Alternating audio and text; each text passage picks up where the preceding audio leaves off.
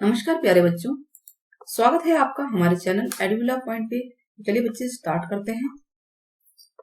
Worksheet number 28 math class 7 Hindi medium. बच्चे यहाँ आप अपना नाम लिखिए, यहाँ अपने क्लास टीचर या सब्जेक्ट टीचर का नाम। टॉपिक वही है आंकड़ों का प्रबंधन। ठीक है, आंकड़ों को हमें प्रबंध करना है। तो ये चित्र आपको दिख ही रहा है, मंडला की कला में गणित है। इसके अंदर गणित रूप से कला को बनाया गया है। तो अब हमें ये बताना है कि आकृतियों के नाम लिखने हैं यहाँ पे और आकृतियों की संख्या कितनी है, संख्या का मिलान चिन्ह। सबसे पहले लिखा है त्रिभुज, तो हम त्रिभुज गिनते हैं। क्या ये त्रिभुज 12 है? तो 1 2 3 4, थोड़ा सा डार्क ले लेते हैं, 5 6 7 8 9 10 11 12। यस, तो 12 लिख दिया हमने यहाँ पे और 12 मिलान चिन्ह हो गया। 1 2 3 4 5 ऐसे भी काट सकते हैं, चाहे ऐसे भी काट सकते हैं। ठीक है, त्रिभुज हो गया। त्रिभुज के बाद कौन सी आकृति आ रही है बताइए? अगर हम देखें तो वर्ग आ रहा है, तो हम वर्ग ले लेते हैं। ये वाला वर्ग है, ये 1 2 3 4 5 6 7 8 9 10 11 12, ये भी 12 है। ठीक है, हम इसे क्या लिखेंगे यहाँ पे? यहाँ लिखेंगे वर्ग, और 12 है तो 12 यहाँ लिख देंगे। 1 2 3 4, अब इन्होंने ऐसे काटा था, हम ऐसे काट देते हैं। 5 हो गया और ये 10 हो गया, 11 12। उसके बाद क्या करती है? उसके बाद हम लेंगे समलंब चतुर्भुज। ठीक है, थोड़ा सा ऊपर चलते हैं तो हम लेंगे समलंब चतुर्भुज। समलंब चतुर्भुज ये कितने हैं? चलिए गिनते हैं।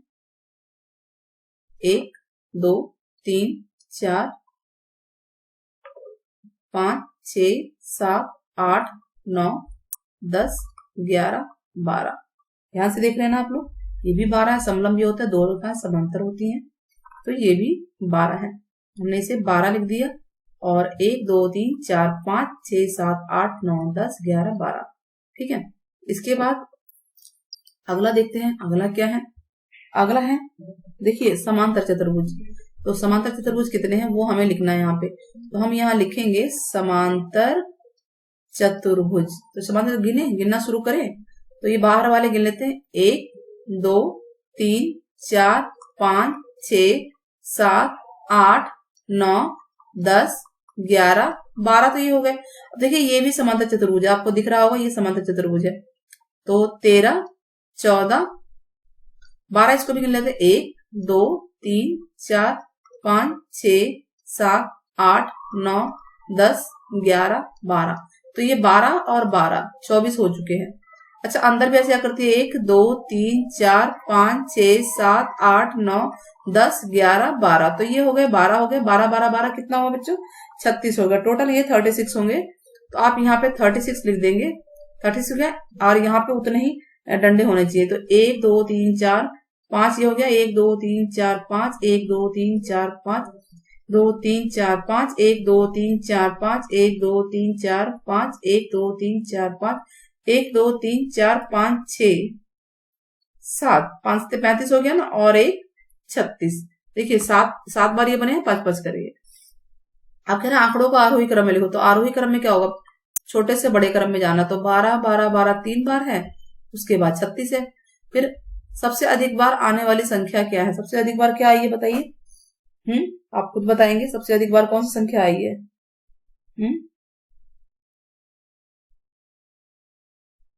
सबसे अधिक बार कौन सा आया? 12 संख्या 3 बार आई है ना, तो 12 आई है, 3 बार आया है। ये कितनी बार आया? 3 बार आई है।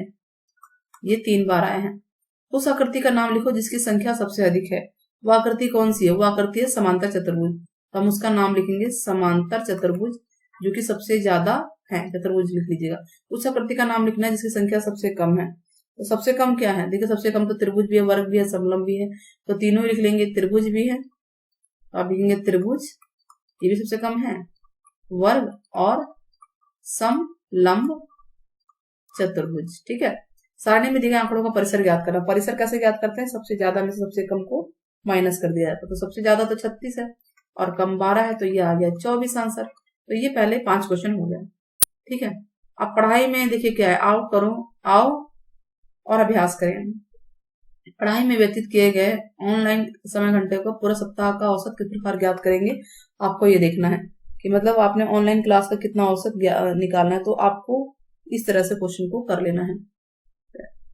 निम्न संख्याओं का माध्य बताना है यहाँ पे। तो सबसे पहली बात तो ऑनलाइन क्लास कितनी लगी थी वो आपको बनाना है और उसके बाद उसका औसत निकालना है।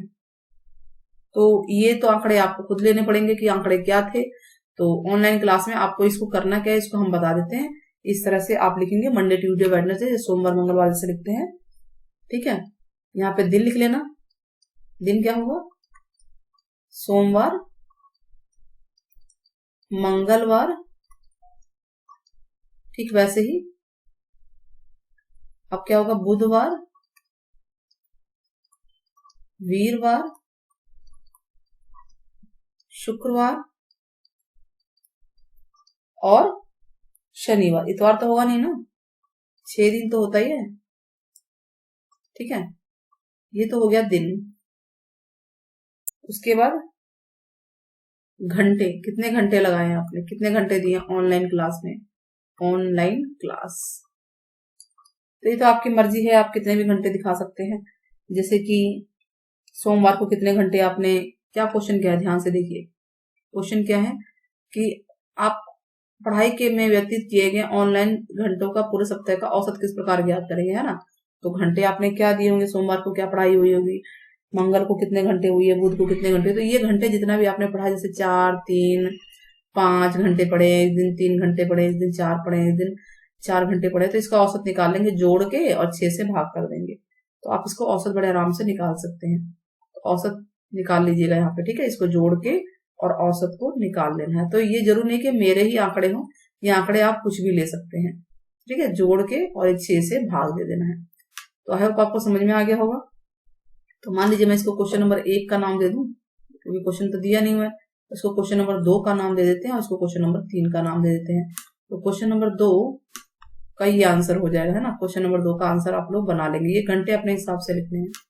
बच्चे क्वेश्चन नंबर 3 क्या है, संख्याओं का माध्य माध्यक बहुलक निकालना है। तो सबसे पहले इसको बढ़ते क्रम में बनाना है। तो क्वेश्चन नंबर 3 इसको बढ़ते क्रम में लिख लेते हैं, बढ़ते क्रम में, क्योंकि सारे आंसर आ जाएंगे इसी से ही।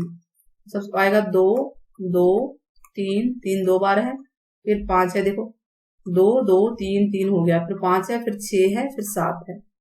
6 7 8 9, तो 6 7 8 9, 1 2 3 4 5 6 7 8 9, 1 2 3 4 5 6 7 8 9, यानी n हो गया हमारा 9, n है 9। ठीक है, अब क्या निकालना, सबसे पहले माध्य माध्यक बहुलक, क्या बोला गया, यही बोला गया ना, माध्य माध्यक बहुलक निकालना है। तो हम क्या करेंगे, माध्य निकालेंगे। माध्य कैसे निकलता है, इनको जोड़ेंगे, 2 जमा 2 जमा 3 जमा 3 जमा 5 जमा 6 जमा 7 जमा 8 जमा 9। ठीक है, और ये टोटल है कितने, 9 है ये, हम 9 से डिवाइड कर देंगे। ठीक है, तो इसको डिवाइड कीजिए, 2 2 और 2 4 4 4 और 6 10 10 और 20 21 21 और 9 30 30 28 और 7 35 हो गया। ये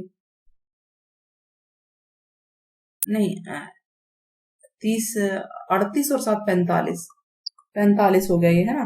और 9 से भाग कीजिए, 9 पंजे 45, 5 आ गया इसका आंसर। अब क्या निकालना है, माध्यक निकालना है। तो माध्यक निकालने के लिए क्या करेंगे, n जमा 1, क्योंकि विषम संख्या है ना, ये तो विषम है, ये तो विषम है, n विषम है, देखो 9 है, 2 से भाग में, तो बटा 2 वहां पद, वहां पद, n कितना है 9, 9 जमा 1 10 हो जाएगा, 10 बटा 2 10 बटा 2 10 बटा 2 कितना है 5 आ गया, 5वां पद। अब 5वां पद कौन सा है ये बताइए। तो गिन लीजिए, 1 2 3 4 5वां ये है, बीच से, इधर से भी इधर से भी, तो माध्यक यही हो जाएगा 5। ठीक है, माध्यक 5 हो जाएगा, आगे ये भी आंसर।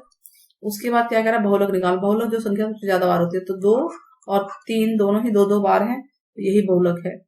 ठीक है, लिखेंगे 2 व 3 की बारंबारता, ऐसे लिखने का तरीका है, बारंबारता सबसे अधिक है इसीलिए जो बहुलक है यानी कि मोड वो 2 भी होगा और 3 भी होगा। आई होप आपको समझ में आया होगा।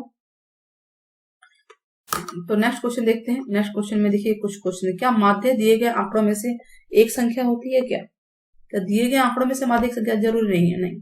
पॉइंट में भी तो आ जाती है माध्य, तो ये नहीं है। क्या माध्य प्रत्येक प्रेक्षण से छोटा होता है? नहीं, बड़ा भी होता है, बीच का भी आता आंसर, है ना। क्या माध्य प्रत्येक प्रेक्षण से बड़ा होता है? ये भी नहीं है। देखिए माध्य आप इसी का सोचिए ना, इसका माध्य हमने 5 निकाला, अगर माध्य प्रत्येक प्रेक्षण से छोटा होता तो 5, देखिए अगर यहाँ पे 5 2 से तो बड़ा है, 3 से भी बड़ा है ना। इसका हमने माध्य इस सवाल में निकाला था, इस सवाल का माध्य, तो इसके माध्यम से हम समझ सकते हैं। माध्य प्रत्येक प्रेक्षण से बड़ा है, माध्य इसका कितना आया था? 5 आया था, तो 5 क्या सबसे बड़ा है? नहीं, 5 इन सबों से तो छोटा ही है। तो इस सवाल क्वेश्चन 3 के माध्यम से आप इसको समझ सकते हैं। कह रहा क्या माध्य आंकड़ों में से एक है? तो देखिए हमने जो 5 निकाला था ये निकल गया, लेकिन पॉइंट में भी आते हैं तो जरूरी नहीं है। क्या आंकड़ों का एक समूह में से एक से अधिक बहुलक हो सकते हैं? हाँ, हो सकते हैं। अभी तो हमने निकाला बहुलक, एक से अधिक बहुलक निकाले ना, देखिए 2 और 3 एक से अधिक बहुलक है, ये एक से ज्यादा है गिनने में। क्या माध्यक दिए गए आंकड़े में से एक संख्या होगी? माध्यक बताइए। तो हाँ, हो सकती है, क्यों नहीं हो सकती है। अच्छा, सदैव नहीं होती। देखिए ये जो क्वेश्चन है इस पे ध्यान से समझना है। अगर n विषम है तो उसी में से होगा, तो ये आंसर सही है। और अगर n सम है, n सम संख्या है, तो ये आंसर गलत हो जाएगा। ठीक है, क्योंकि माध्यक जो है n सम होते तो दोनों को जोड़ के 2 से भाग करते हैं। तो ये बात ध्यान रखिएगा, सही है गलत दोनों हो सकते हैं। तो ओवरऑल अगर हमेशा हर चीज में बोला जाए तो ये आंसर गलत ही आएगा। इसको हम क्रॉस ही लगाएंगे, टिक नहीं लगा सकते। ठीक है बच्चे, आया समझ में? आई होप आपको समझ में आ गया होगा। तो कमेंट बॉक्स में आप जरूर कमेंट जरूर कीजिएगा कि परिसर किसे कहते हैं, परिसर को बताइएगा। और आपके कमेंट का हमें इंतजार रहेगा। Take care, bye bye.